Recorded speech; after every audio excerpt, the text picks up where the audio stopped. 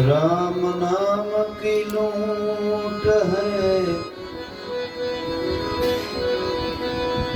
राम नाम की लूट है, लूट सके तो लूट, अंतकाले जीव तो पछताएगो, जब प्राण जाएगा छूट। अंतकाल जीव तुम पछताएगो, जब प्राण जाएगा छूट।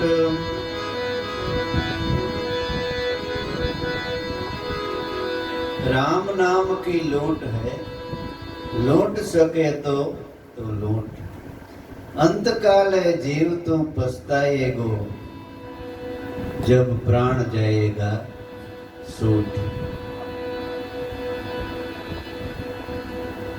ખરેખર જિંદગી આપણી 2 દિવસની છે, એટલી 2 દિવસ એટલે સંતોએ કીધું હોય ને कि 2 दिन की जिंदगी के लिए तुम्हें मत भूलो जगदीश, कीधु ने 2 दिन की जिंदगी हाटू थई अने एवडो ईश्वर ने तू भूली जाए, तने कई शरम छे? खाली 2 દિવસની जिंदगी, ई क्या 2 દિવસ? एक जन्म अने एक मरण, बाकी वैष्णव બધું ગપ। હમણાં આપણે ત્રંબક બાપાની વાત કરી, એ થોડીક બધાને સાંભળવાની મરજી એટલે ફરીથી કહી દઉં કે એક જગ્યાએ ત્રંબક બાપા ભોગારામ દાદાના શિષ્ય,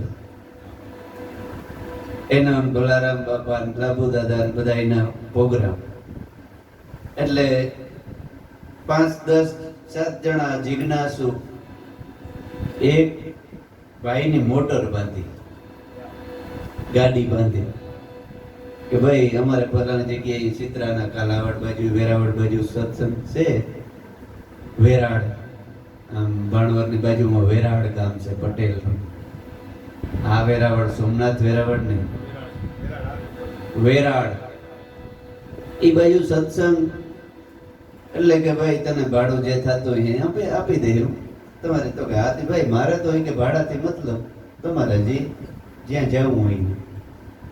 એટલે 5, 6, 5 વાગ્યાનો સમય ત્યાં બધાને ઉતાર્યા અને ઉતરીને પછી ઓલાને બધાને ભાડાના પૈસા આપ્યા।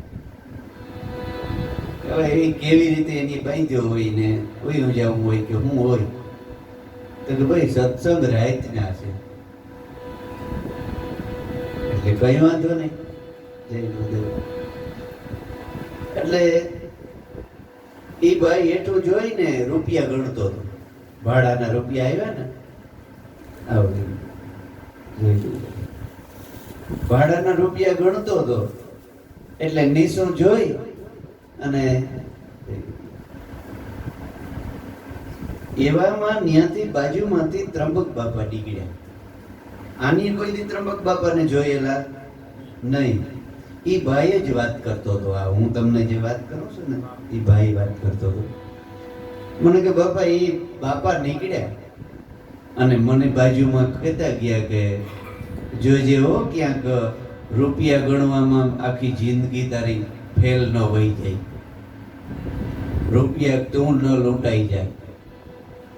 મારું હારું કે આ કોઈ માણસો ચોરી કરવા કે નહીં મને લઈ આવ્યા હોય ને,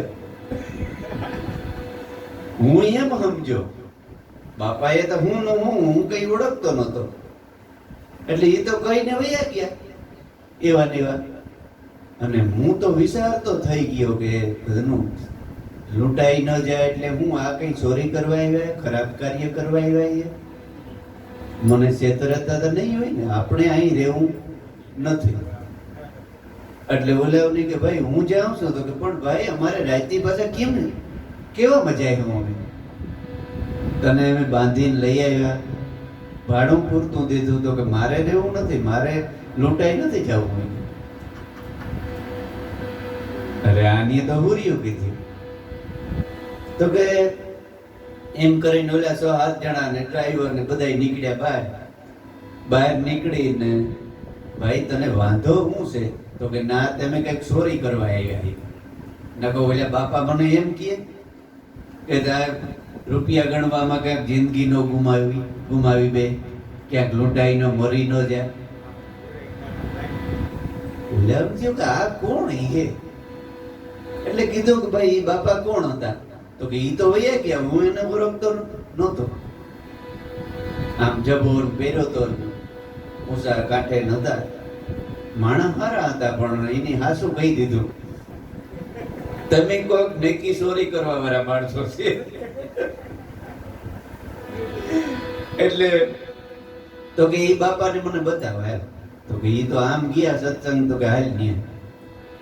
હવે ન્યા લઈ ગયા તો બાપાનું નામ ઊંચું ટેજ ગોઠવેલું, ત્રંબક બાપા ને લાભુ દાદા એ બધા ટેજ માથે આમ બેઠા. ઈ કે કોણ છે? તો કે જો ઓલા વૈષ્ણવ બેઠા ને ઈ બાપા છે. અરે અરે ઈ તો અમારા ગુરુદેવ છે.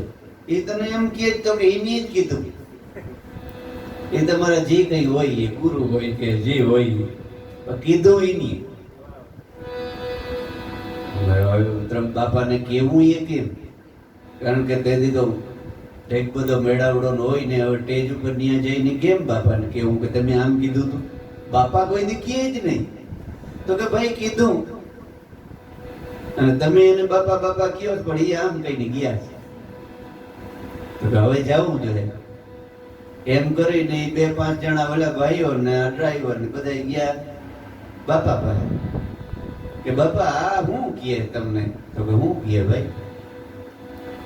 કોણ છે? તો કે એ અમારો વાહન વાળો ડ્રાઈવર છે, અમે એનું વાહન બાંધીને આવ્યા છે સત્સંગમાં. અને ઈ અમને એમ કહે કે એ કઈક ભાડાના પૈસા ઉગડતા હતા. બાપા કહેતા કે લૂંટાઈ ન જાય રૂપિયા ગણવામાં. તમે એમ કીધું? તો કે હા બાપા કે મેં એને કીધું એમ કે રૂપિયા ગણવામાં ક્યાંક તો જિંદગી પૂરી ન થઈ જાય, લૂંટાઈ ન જાય. તો કે તમે નહોતું કીધું? તો કે હા મેં કીધું તું. ક્યાં ખોટું બોલું? તને કીધું મેં કીધું. તો કે તો કેવી રીતે કીધું? તમે આ કોઈ લૂંટારા છે? તો કે હા જ આ લૂંટારા છે. એ તને ખબર છે? ઓલા 5 જણા ઉભા રહ્યા કે બાપા ને કઈ ખોટી વાત તો ન હોય, પણ કઈ ખુલાસો થાય. હાલો ને, હા ઈ કે લૂંટવા વાળા છે, ઉઠી લૂંટ જ કરે છે. ઈ તને ખબર છે? તો કે લૂંટવા વાળા છે.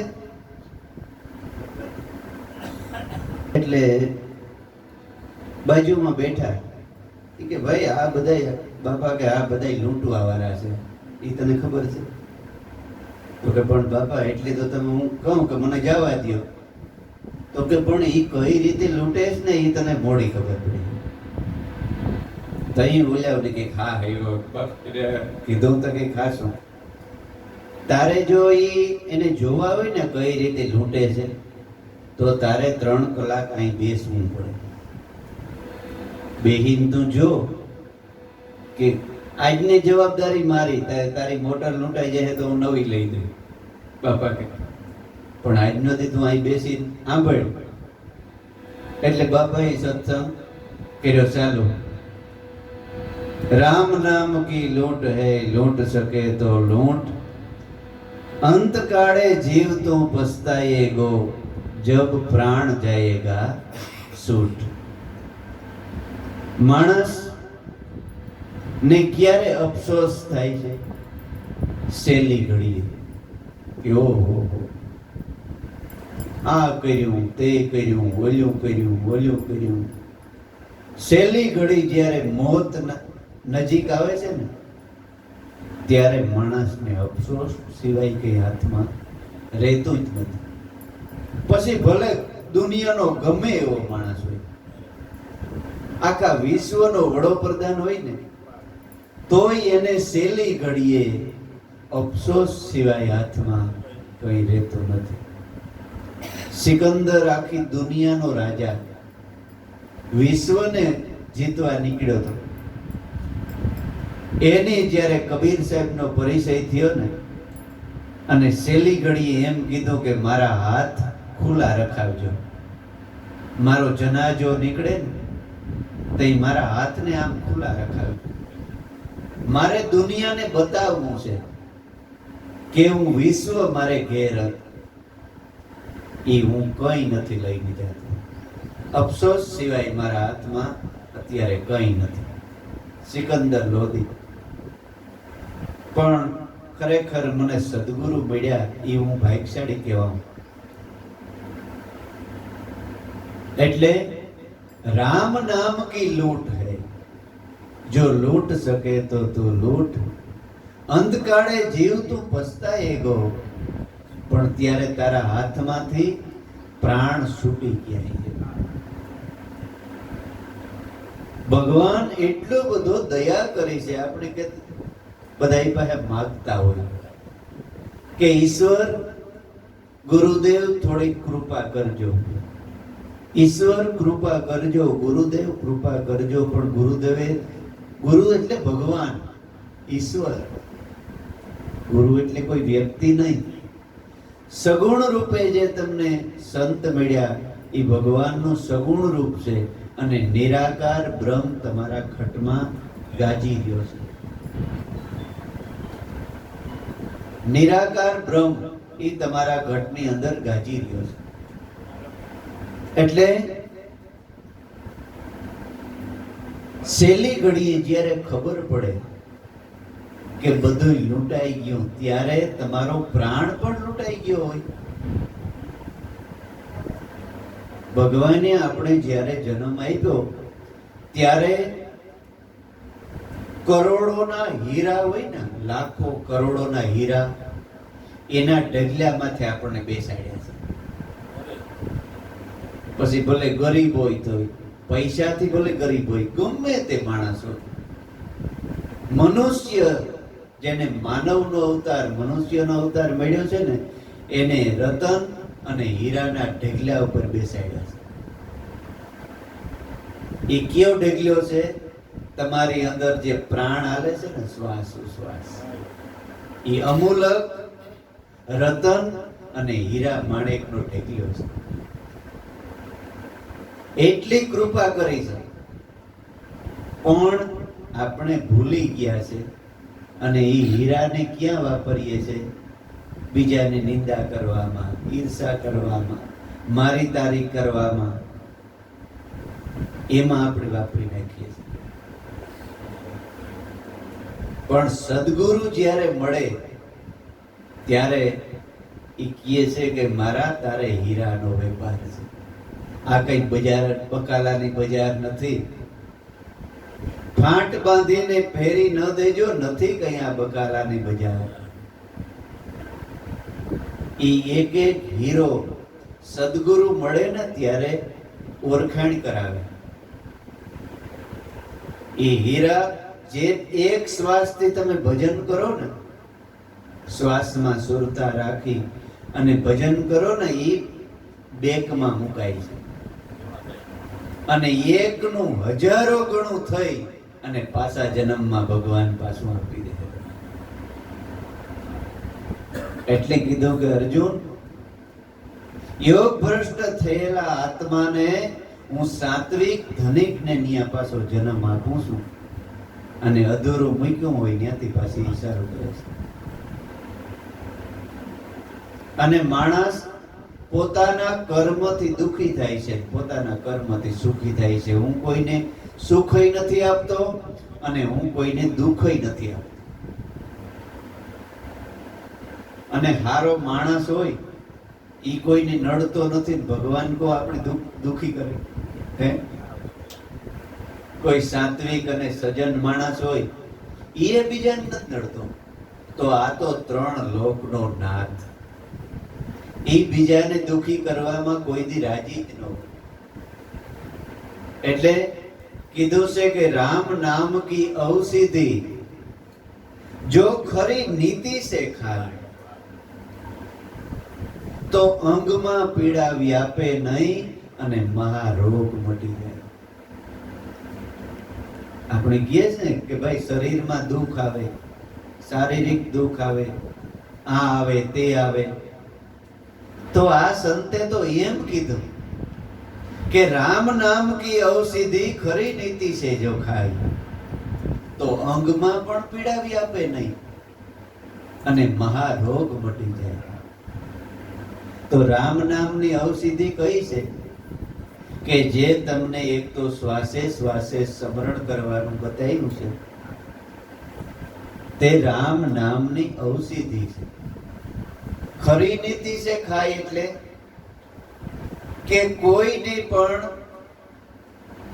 કોઈ વસ્તુની ઈચ્છા, આશા, તૃષ્ણા, કામ, ક્રોધ, લોભ, મોહ એ બધુંય છોડી અને એકદમ નિર્મળ હૃદયથી રામ અજંપા જાપનું સ્મરણ કર્યું. આમાં 3 ફાયદા છુપાયેલા છે. આ ભજન જે તમે કરો છો એમાં 3 ફાયદા છે. આર્થિક ફાયદો, માનસિક ફાયદો અને શારીરિક ફાયદો. આર્થિક ફાયદો કયો છે? એક તો તમે સત્સંગમાં જાઓ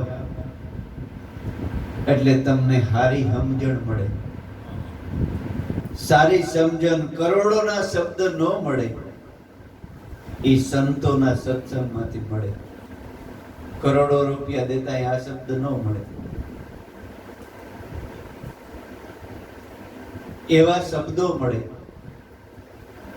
અને પ્રેમથી, હૃદયના ભાવથી સંત કે આપણા ગુરુદેવ આપણે સમજાવે કે બાપા વ્યસન ખોટું ન કરાય, ખોટું રખડાય નહીં, ખોટો સમય બગાડાય નહીં, કોઈ સલીલ માણસનો સંગ ન કરાય.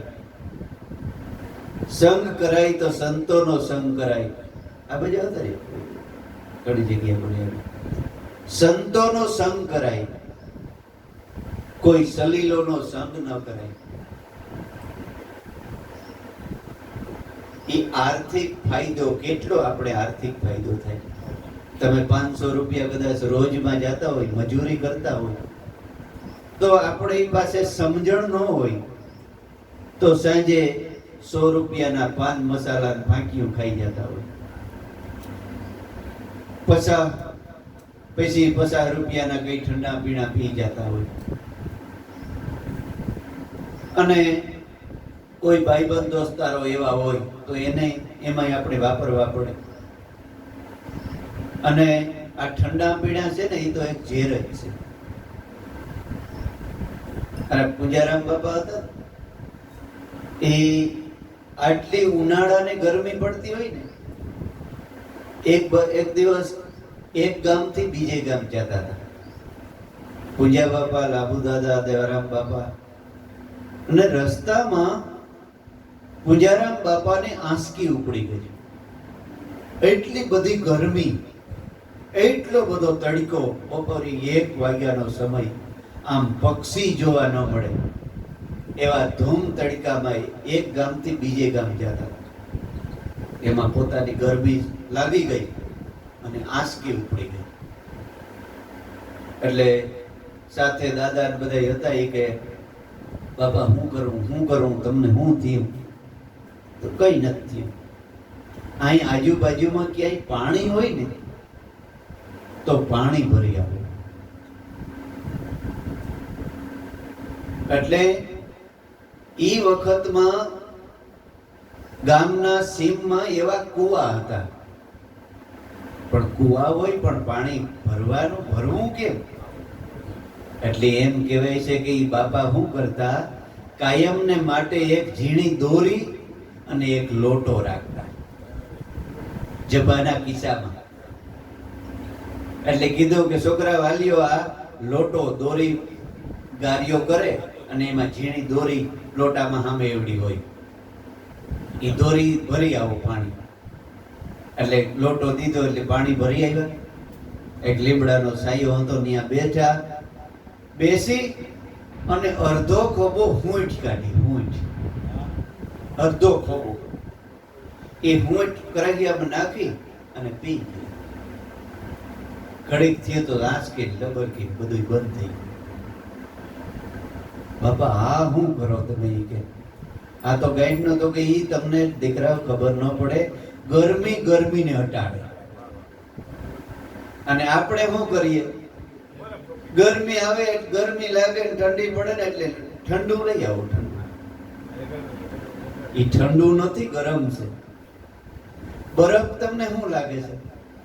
આમ ઠંડો પણ આમ ગરમ છે. ઠંડુ પાણી કે ઠંડુ તમે પીણું પીઓ ને એટલે અનેક ગણી ગરમી તમને વધી જાય. ઘડીક તમને પેટમાં એમ લાગે ઠંડક, પણ અનેક ગણી ઠંડી એટલે ગરમી તમારે વધી જાય. એમાંય અત્યારના જે આ વિદેશોના ઠંડા પીણા છે ને, એ તો નગરું ઝેર જ પીએ છે.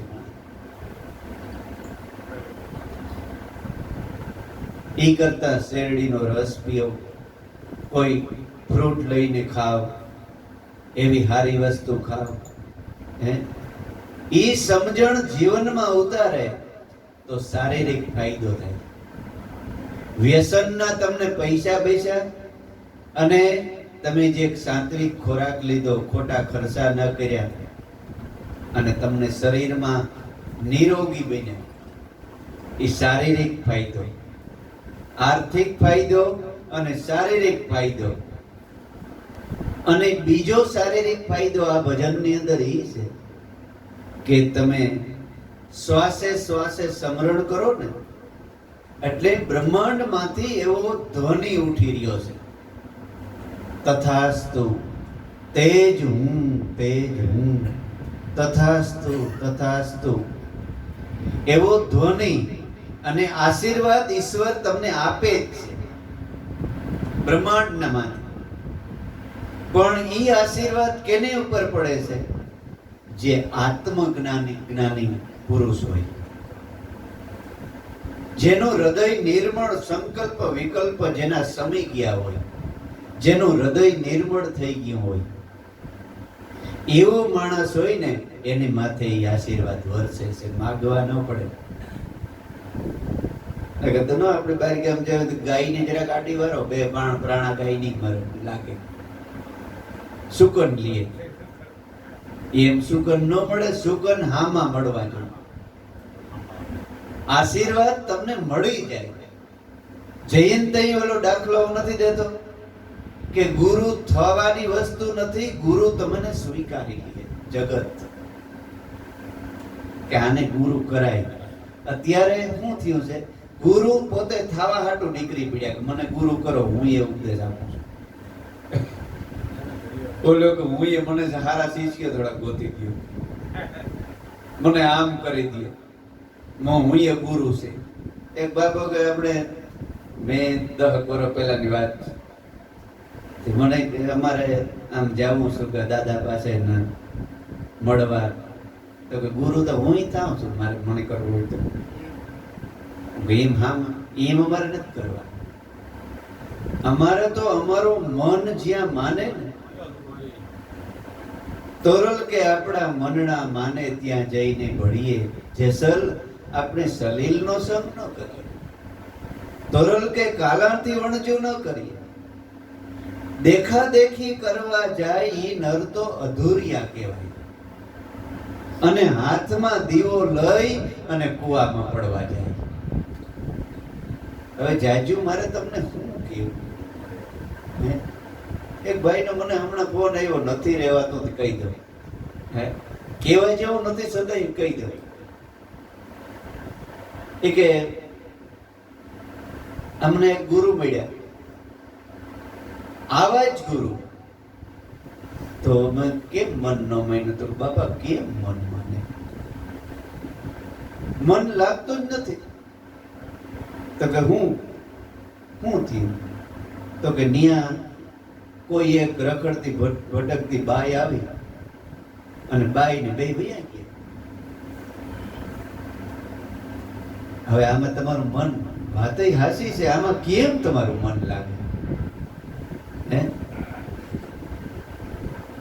એટલે એટલે કીધું છે પેલા ભજનની અંદર, દાંડ ગુરુ ને ભાંડ સેલા ઈ તો કાયમ ભેડા થાય. દાંડ ગુરુ ને ભાણી થઈ ભક્તાણી, ભીતરમાં ભાણી થઈ ભક્તાણી. દાંડ ગુરુ અને ભાંડ સેલા ઈ તો કાયમ ભેગા થાય, પણ સિદ્ધ ગુરુ અને સતુર સેલા ઈ તો કોઈ ભાગ્યશાળી હોય ને એને મળે. સિદ્ધ ગુરુ અને સતુર સેલા ઈ તો ભાગ્ય ભેગા થાય, એના ઘેરા ન હોય. માણસ કે ન્યા તો એટલું માણસ માણસ જોઈને જાય છે કે 2-3 કિલોમીટર તો તમારે વાહન પાર્કિંગ કરવું પડે, એટલું માણસ. માણસને બાપા જોવામાં રેણી અને કેણી જોવો. તમને કાયમ સમજાવીએ કે અંધશ્રદ્ધામાં ન પડો, તમે અંધશ્રદ્ધામાં ન પડો, કાયમ સમજાવીએ છીએ. હવે કેટલીક સોખવટ કરવી, પછી અમને આમાં તકલીફ પડે. તો સોખવટ કરવામાં અમને પણ તકલીફ પડતી હોય એટલે વધારે સોખવટ નથી કરતા. અટાણે આ જગતમાં જોવો છો ને, કેટલું કાયમ માફીઓ મગાવ્યું પડે હે. એટલે એક ભૂલ થઈ જાય ને, કારણ કે એનું બળ હામટું છે. 99 જણા છે ને આપણે એક છે. જો નીકળવું હોય તો સિયાણપણાથી નીકળવું. અંધશ્રદ્ધામાં કોઈ દી પડતા નહીં. કઈ અંધશ્રદ્ધા? એક ક્યાંય જોવરાવવા ન જતા, એક દાણા જોવરાવવા કે જવાર જોવરાવવા કે જોત જોવરાવવા કે મુહૂર્તમાં કે સોઘડિયામાં જિંદગીમાં ન પડતા. જો સુખી થવું હોય તો આપણે નામ દેવાની કઈ જરૂર નથી કોઈને. હજારો કરોડો માણસ જ્યાં ભેગો થઈ જાય ને, ત્યાં ખોટ સિવાય કઈ નહીં હોય. ખોટ સિવાય કઈ નથી, તદ્દન ખોટ. પણ માણસ, હવે આપણે ગુરુદેવ એટલું બધું કહેતા હોય, પણ હવે એટલું માણસ થોડું ખોટું હોય તોય છતાં એમ કે બાપા ત્યાં તો 2-5 લાખ માણા ભેરું થાય છે. ખોટું હે ભાઈ, ખોટું છે. બકાલા ને રીંગણા બજાર, બકાલ રીંગણાની બજાર છે. હું જઈને તઈ તમને કહું છું કે ગીરદી બધે હોય. બકાલા માર્કેટે હોય ગીરદી, પછી ગુજરીમાં કપડા વેચાતા હોય ત્યાં હોય, મોટા મોટા સિટીની બજાર કેટલી ગીરદી હોય. પછી હરિદ્વાર ને જાઓ તો તમને આમ જગ્યા ન જડે, પગ મૂકવાની જગ્યા ન હોય. કથાઓમાં જ્યાં ત્યાં તમને હાવ એમ માનો નહીં કે આમ કીડીઓ હોય એટલું માણસ હોય, પણ એક જગ્યાએ માણસ ન હોય. ક્યાં ન હોય? ઝવેરી બજારી માણસ ન હોય, કારણ કે તોલાના 60,000 છે. હે ઓલા બિચારા બરકતા હોય, એ આવો આવો આવો, તો આવે ક્યાંથી? હે ખિસ્સામાં 10 રૂપિયા જોઈ રીંગણા લેવાના, ક્યાંથી આવે? આવે ક્યાંથી? ખિસ્સામાં 5 રૂપિયા 10 રૂપિયા, ચાલો 5,000 હોય તોય ઓલું ખરીદાય. એટલે તમને બધાઈને બાપા ઝવેરીના જાણકાર કર્યા છે, ઝવેરીના જાણકાર કર્યા છે. હવે રીંગણા બકાલામાં હાથ ન નાખાય આપણાથી. કોક હે માણસ કે આ તો વાંય બેઠો તો પાછો વાંય આવી બોલે હે. હીરા ઝવેરાતના વેપારીઓ થોડા ઓલે નથી કે એક બકાલા વાળી બાઈ ને એક મોટો શેઠ બાજુ રહી, એટલે બે પાડોશણ, એટલે બેનપણીઓ થઈ ગઈ. બેનપણીઓ થઈ ગયો એટલે કાયમ બેસવા જાય શેઠને ઘરેથી. કાયમ કઈ બકાલા વાળા બેસવા જાય કે ઓલી બેન કઈ ક્યાં બેસવા જાય. એક દિવસ ઓલી શેઠાણીએ પૂછ્યું, હે બેન તમે ધંધો કરો તો તમને કેટલાક વધે કાયમ? તો કે અમારે કાયમ ડબલ બમણા થઈ જાય. કઈ 3 ગણાય વધે. ઓહો, કઈ ડબલ ને કઈ 3 ગણાય વધે. તો કે હા, બહુ તમારે પૈસા વધે છે. તમને તો કે ઈ મેં કોઈ દી પૂછ્યું નહીં મારા ઘરવાળાને. શેઠાણી કીધું આજ હાજી જઈને પૂછી લે. એટલે હાજી શેઠ આવ્યા એટલે એ કે આપણે ધંધામાં કેટલો આમ નફો થાય. તો કે આપણે કઈક હોય, કઈક આનો કઈક 2 આના. તો કે ઓય તમારા ધંધામાં તો કઈ ન કહેવાય. તો કે કા આપણી ઓલી પાડોશાને પાડોવી નથી, એને કઈક ડબલ વધે, કઈક 3 ગણા વધે. શેઠ મનમાં હસવા કે આને બિચારીને કઈ ખબર છે, આ ખાવાને જ ખબર છે, ઘરમાં બેઠા બેઠા હે આને કઈ ખબર છે. એક શેઠ બહુ હોશિયાર, એ કે આને આમ ખબર નહીં પડે, આને પ્રેક્ટિકલ કેવું પડશે. એટલે થોડાક દી થયા ને શેઠને ઘેર 10 મહેમાન આવ્યા મોટા મોટા. એટલે શેઠ કીધું કે જો આપણે ઘરે 10 મહેમાન આવ્યા એટલે 10 સોનાના સેટ છે. આપણે થાળી, વાટકો, ગ્લાસ, ચમચી, એ 10 સોનાના સેટ છે. પણ એક સેટ ઘટે છે, કારણ કે આપણે 10 મહેમાનો છે એટલે એ 10 તો પૂરા થઈ જાય. અને મારે માટે એક ઘટે એટલે હું થોડો સાદો સેટ, એને ખબર પડી જાય કે આના ઘરમાં નથી લાગતો. એટલે તું આપણા પાડોશીને ત્યાં જઈ અને એક હુનાનો સેટ લેતી. બોલી તો હાવ મોજમાં આવી ગઈ છે ઠાણી. તો હમણાં લઈ આવું. ઈ કે બેન અમારે જો કે 10 મહેમાન આવ્યા એટલે અમારા ઘરમાં સોનાના 10 સેટ તો છે. તમારા ભાઈ માટે એક સેટ સોનાનો હું લેવા આવીશ. અરે બાપ માઈ કે હું અમે તો ઠીકરાને હાનકડીમાં ખાઈએ છીએ.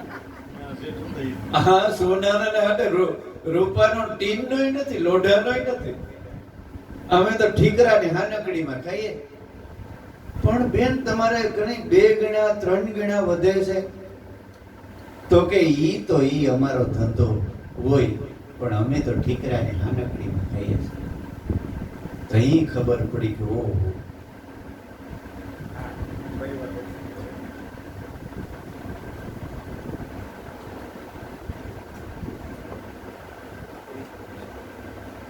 એટલે ઘેર જઈને કીધું શેઠને કે ઈને તો બિચારીને ઠીકરાને હાનકડી છે. તો કે તું કહેતી હતી કે એને 3 ગણા વધે ને 4 ગણા વધે, આમ છે તેમ છે. હે એટલે આમાં સમજણ પડેલી છે કે જે મંદિરોએ જાય છે, મસ્જિદોમાં જાય છે, દોરા ધાગા કરે છે, તીર્થમાં ભટકે છે, એ બધી બકાલાની બજારો છે. રીંગણા જેટલો ફાયદો થાય અને તમે શાંતિથી 1 કલાક હરખું ભજન કરી લ્યો ને તો દુનિયામાં તમારો વડિયો કોઈ નથી. ઝવેરીના વેપારી કહેવાય એને. એટલે ઓલે એમાં જ નથી મેં કીધું હતું કે ગંગા સતી કીધું કે તીરથ વ્રત કરવા નહીં, એ અધૂરિયાના કામ છે. તું તો છે હીરાનો વેપાર, તું છે ઝવેરીનો જાણકાર, વીરા તારે હીરાનો વેપાર. એટલે આ તો છે બકાલાની બજાર. હામટું માણસ જોઈ અને ભોરાઈ ન જાવ કે અહીં કઈ કહીએ, અહીં કઈ કહીએ. 4-6 મહિના 2-5 વર્ષ થાય ને ખબર પડી જાય કે અહીં શું છે. એટલે અંધશ્રદ્ધામાં કોઈ દી પડવું નહીં. જે કઈ છે ને એ આપણા કર્મથી આવે છે. અને એમાં જો મેં હમણાં કીધું, બરોબર કીધું બધાઈને કે ઘેરે શાંતિથી જમવાનો સમય કોઈ દી બદલાવવાનો નહીં. બપોરે અમારો બાપા કહેતા કે હો કામ મૂકી અને તમારો સમય જમવાનો 1 વાગ્યાનો હોય ને તો 1 વાગે જમી જ લેવું. ભલે જમીન પછી તમે કામ કરો, કામ મૂકી અને 12 વાગે જો જમવાની ટેવ હોય તો 12 વાગે જમી જાય. અને સવારમાં ભૂખે પેટે શાન પાણી પીધા ન રાખવું, બપોર સુધી નાસ્તો કરી લેવો. ભલે કેવા વાળા કહે કે આ બહુ ખાય, 3 ચણા ખાય, થોડોક નાસ્તો કરી લેવો. સવારમાં ઉઠી પાણી ચા પીધા નહીં કરવા. અને પાણી મોઢે માંડીને જ પીવું શાંતિથી. અને કેવો વિચાર રાખવો કે હું બ્રહ્મ તત્વનું પાન કરું છું. પાણી પીએ ને ત્યારે મનમાં એવો વિચાર રાખવાનો કે હું બ્રહ્મ તત્વનું પાન કરું છું, અમર પ્યાલો હું પીઉં છું. પાણી એ આપણા શરીરને પાણીમાં જ ટોટલી વસ્તુ સુકાયેલી છે. વાળથી માંડી અને લોહી સુધીની સીધ પાણીમાંથી જ બને છે. એમ કરીને મોઢે માંડી અને શાંતિથી પાણી પીવું. અને અડધી કલાક 25 મિનિટ જમવામાં વાર લાગવી જોઈએ. કેટલી? 25 મિનિટ તો ઓછામાં ઓછી જમવામાં થવી જ જોઈએ. ભલે ક્યાંય બહાર ગામ ગયા હોય ને ઉતામર હોય તો કોક દી ઉતામર કરો તો વાંધો નહીં, પણ આપણે તો ઘેર એક આમ ચડાયો ને એક આમ ચડાયો, ધ્યાન હોય આપણે માં કામમાં કે ગાર ના જામ. એ ખોરાક તમને ફાયદો નથી કરતો. આપણે શા માટે કામ ધંધો ને પૈસા શા માટે ભેગા કરીએ છીએ? સુખી થવા માટે ને? પેલું સુખ આપણી જાતે મેળવ્યું. પૈસા શા માટે કમાઈએ છીએ? કે આપણે સુખી થઈએ, પણ ઉલટાના દુખી થતા જઈએ છીએ. જેમ જેમ જેમ જેમ પૈસો આવતો જાય એમ દુખી થતા જાય છે. હરડકો પૈસાનો વધતો જાય છે કે જટ કમાઈ લી. કમાવ ભલે, એમાં ના નહીં, તમે તમારે ધંધો કરો, કમાવો, પણ જે ક્રિયાઓ શાંતિથી કરવાની છે ને એ શાંતિથી કરો.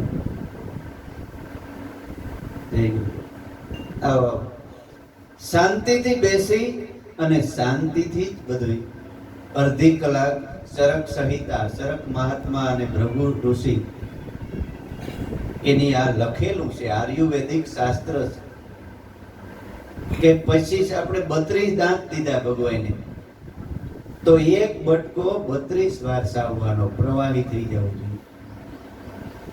અને જમતા જમતા ધ્યાનથી સાંભળજો બધા, જમતા જમતા જે તમે એક બટકો ભર્યો તો વૈશમાં તમે પાણીનો ઘૂંટડો ભરો કે શાહીનો ભરો કે વૈશમાં ઘૂંટડો ભરો ને એ અતિશય ઉત્તમ છે. પણ ઉપરથી જેમાં પછી તમે જે એક કર્યો એક પાણી પી જાવ કે તાંગરી એક શાહ પી જાવ ને એ અતિશય નુકસાનકારક છે. અગ્નિ બળતી હોય, દેવતા બળતો હોય, તમે એને ઉપર પાણીનો કરંગીઓ રેડો તો શું થાય?